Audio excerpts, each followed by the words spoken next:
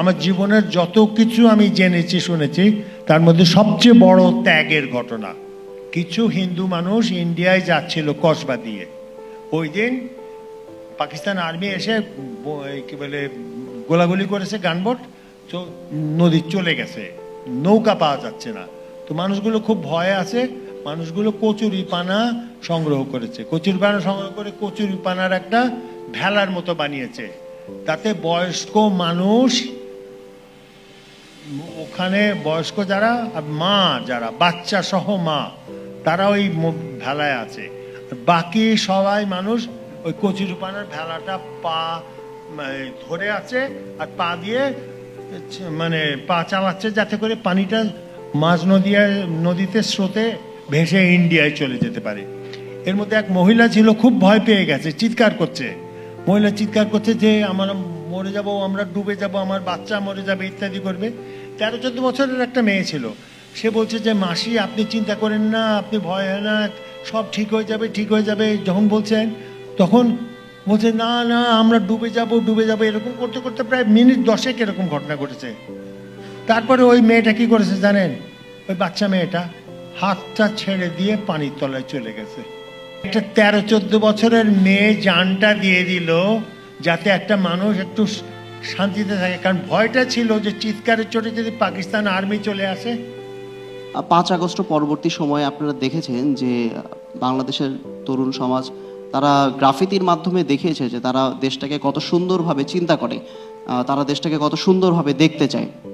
এবং আমার কাছে যেটা মনে হয় যে রাষ্ট্র যোগ্যতা এবং সমতার ভিত্তিতে আসলে সুযোগগুলো সৃষ্টি করে দিবে। একই সাথে সরকারের যেই কাঠামোগুলো রয়েছে সেটার সাথে তরুণদেরকে সমন্বয় করে আমার কাছে মনে হয় যে নতুন বাংলাদেশ বিনির্মাণের চেষ্টা করবে। এই মুহূর্তে যে বিপদে পড়ছে তার কাছে আপনি দাঁড়াতে রাজি হচ্ছেন কিনা, আপনি একটু নিজের কথা একটু ভেবে দেখেন। নিজের দেশ, নিজের জেলায় যে আছে, নিজের শহরে যে আছে, যে বিপদে পড়ছে, যে কোনোভাবে হোক, কোনো মব তার উপরে চড়াও হচ্ছে, তো আমার সামনে যেটা হচ্ছে সেটা নিয়ে যদি আমি কথা বলতে রাজি না হই, তাহলে আমি ভবিষ্যতের জন্য শুধু অন্ধকার দেখি, যে আবার আমাদের সামনে আরও অনেক অন্যায় হতে থাকবে, আমরা চুপ থাকবো।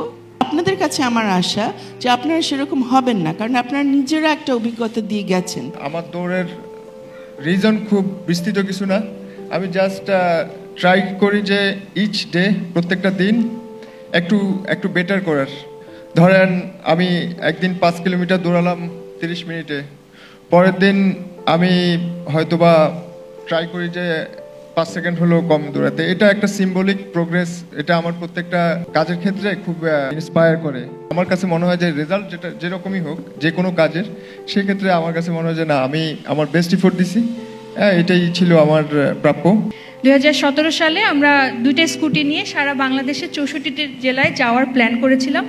তখন প্রথমে যখন আমি আমার বাসায় বললাম যে স্কুটি নিয়ে আমরা সারা বাংলাদেশে যাব, মা বলছে সন্ধ্যার আগে বাড়ি ফিরবি তো। But it took me 2 days to convince her যে আমি যেখানে যাচ্ছি, যাদের সাথে যাচ্ছি, একসাথে যাচ্ছি, ভয়ের চিন্তা নাই, আমরা সেফ জায়গায় থাকব। আমরা প্রত্যেকটা দিন একটা করে স্কুলে প্রোগ্রাম করব, মিনিস্ট্রিয়াল হেলথ নিয়ে, মুক্তিযুদ্ধর কিছু গল্প শোনাবো, সেলফ ডিফেন্স নিয়ে তাদেরকে কিছু জানাবো। তো সব কিছু শোনার পর সে মোটামুটি কনভিন্সড। যখন আমরা রাস্তায় বেরিয়েছি, গ্রামে গিয়েছি, গ্রামের পথ দিয়ে গেছি, তখন কেমন হয়, সারপ্রাইজিংলি আমরা খুবই পজিটিভ ভাইব পেয়েছি। মনে হয়েছে চুয়াডাঙ্গা থেকে আমরা মেহেরপুর যাব, তখন রাত 7টা মতো বেজে গেছে। তো যে রাস্তা দিয়ে যাব সেই রাস্তায় কোনো আলো নাই, কোনো দোকান নাই, এবং সামহাও এখানকার মানুষ 8টার মধ্যে ঘুমায় পড়ে। আশেপাশে দেখতে দেখতে যাচ্ছি যে রাস্তা যদি আমরা না পাই কাউকে জিজ্ঞাসা করব, একটা জনমানুষ নাই। তো শেষমেশ মেহেরপুরে ঢোকার একটু আগে আমরা একজন চাচাকে পেলাম যে শীতে মুড়ি টুড়ি দিয়ে একদম চুপ করে বসে আছে। তো আমরা তাকে থামিয়ে জিজ্ঞাসা করলাম যে মেহেরপুর কোথায়।